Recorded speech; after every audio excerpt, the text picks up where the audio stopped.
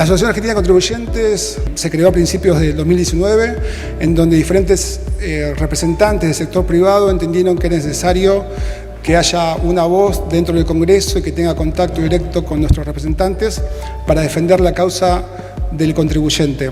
Hemos logrado tener éxito parlamentario, logrando una ley nacional de baja de impuestos que se denomina Beneficio a los Contribuyentes Cumplidores, un proyecto de ley que ha logrado un beneficio real y concreto para más de 4 millones de argentinos, en donde se han logrado bajar los impuestos para monotributistas, autónomos, pymes. Desde la asociación no solamente nos ocupamos de poder lograr bajar los impuestos, sino también trabajamos para frenar los impuestos. Hemos tomado contacto con representantes de distintos espacios y hemos logrado frenar impuestos como por ejemplo fue el impuesto seguro verde, un impuesto que se intentaba aumentar el 1% del seguro automotor de todos los vehículos en Argentina, un impuesto que ya estaba aprobado en el Senado y nosotros a partir del gran equipo técnico que tenemos lo hemos identificado y hemos trabajado para tomar contacto con nuestros representantes y gracias al apoyo de grandes líderes de diferentes espacios logramos frenarlo. Así también fue como cuando tuvimos el enorme gusto de ser llamados al Congreso para exponer ante el impuesto a los envases, que prácticamente era subir el IVA del 21 al 24%. Ahí tuvimos un enorme gusto de ser convocados por el diputado Luciano Laspina para exponer y pudimos realmente llevar la voz de los contribuyentes al Congreso. Este es el primer encuentro que se realiza en la legislatura porteña. La intención es empezar a replicar lo que hace la Asociación Argentina de Contribuyentes en el Congreso de la Nación, acá en la legislatura, con todos los legisladores de la ciudad. Yo particularmente en la legislatura me he puesto la meta de presentar proyectos que realmente le generen un cambio a la sociedad.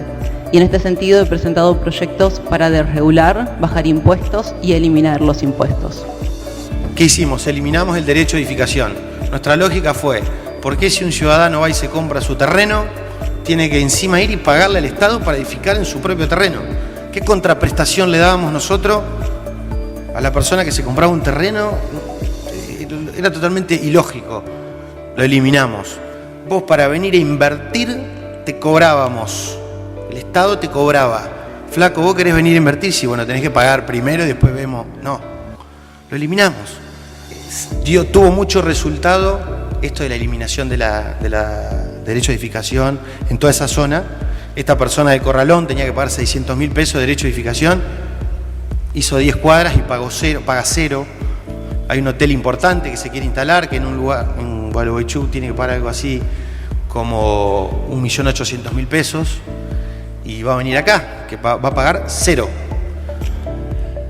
Para habilitar el negocio, que también la sacamos con Mauricio, pero también para deshabilitarlo. O sea, te fundías y tenías que ir a pagar para deshabilitarlo. Y había juicios, por el amor de Dios, juicios iniciados por el exintendente para gente que se había fundido, o sea, le había ido mal el negocio, se había cerrado, no se había tomado el trabajo de ir y deshabilitarse, le siguió corriendo.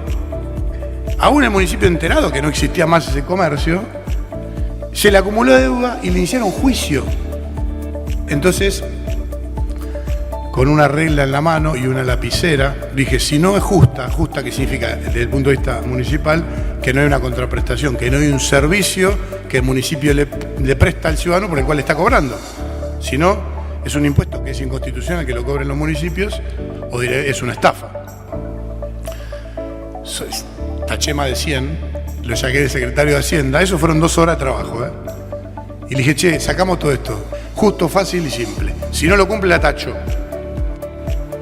Nosotros creemos que es importante para la Argentina que viene cumplir con la Constitución Nacional, que es importante cumplir con la reforma del 94 de nuestra Constitución Nacional, que fue la última y que ya pasaron 26 años.